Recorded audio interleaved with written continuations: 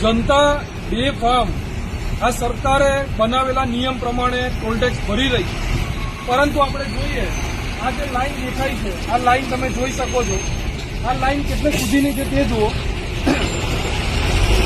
એની આગળ આ ટ્રાફિક શાના કારણે થયો છે, ટ્રાફિક પણ આજે બતાવો છે કે આ જે ટ્રાફિક છે શાના કારણે થઈ રહ્યું છે તે આપણે જોઈએ કે અહીંયા જે ખાડા ટેકરા છે, આ તમે જુઓ, આ મેન હાઈવેની પરિસ્થિતિ આ છે. અત્યારે આ મેન હાઈવેની પરિસ્થિતિ છે. આખા રોડ ઉપર અહીંયાથી ત્યાં સુધી એક સુધીની આની આ હાલત છે. આપણે આગળ પણ જોઈએ.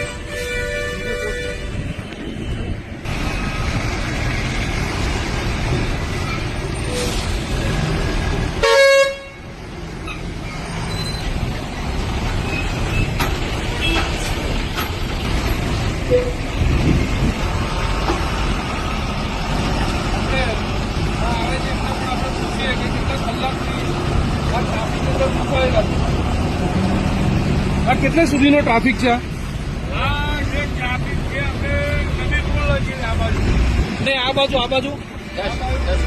10 કિલોમીટર લાંબો ટ્રાફિક. કેટલા કલાકથી તમે લાઈનમાં ઉભા છો? 3 કલાક થયા. 3 કલાક. આ જનતા ટોલટેક્સ ભરે, આ સરકારે બનાવેલા રોડના અને એની આ હાલત છે. આપણા વિડીયોના અંતે આ પ્રોજેક્ટ ડેવલપર જે છે, 10 કલાક લાગે. આણંદથી 10 કલાક થાય તમે. બરાબર. અને આ ટોલટેક્સ તમે ભરીને આવ્યા ત્યારે કેટલા રૂપિયા ટોલટેક્સ વસૂલ? 35 રૂપિયા અહીંયાનો કપાઈ છે અને કરજણનો પાછો અલગ. આટલા ટ્રાફિક બેઠા પછી પણ આપણે આ વિડીયોના અંતે જે હાઈવેના ઓથોરિટી છે એને પણ આપણે ફોન કરીશું. એને પણ આપણે કહીએ છીએ કે આ જો હાઈવેની મરામત 2 દિવસની અંદર કમ્પ્લીટ ના થઈ તો આ હાઈવે ચક્કાજામ કરવાની જવાબદારી અમે પોતે લઈએ છીએ અને હાઈવે ચક્કાજામ કરીશું. આગળ આપણે બતાવીએ આ ટ્રાફિક શાના કારણે થઈ રહ્યો છે, આપણે બતાવીએ.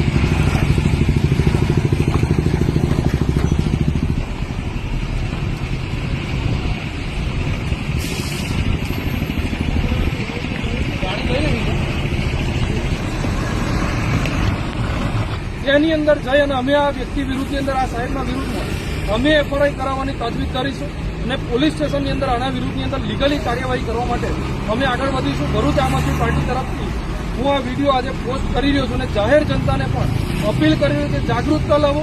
જાગૃત થવું બહુ જરૂરી છે. મન ફાવે તેને લોકો ટોલટેક્સ ભરી રહ્યા છે, ઉઘરાવી રહ્યા છે, તો ટોલટેક્સના બદલાની અંદર આપણને આવા રોડ રસ્તા કેમ? જ્યારે આપણે ટૂંક જ સમયની અંદર 2 દિવસની અંદર જો આ વ્યક્તિએ ફોન ના ઉપાડ્યો કે આપણને બરાબર ન થઈ તો આપણે આના વિરુદ્ધની અંદર કાયદેસર પગલાં ભરાવીશું.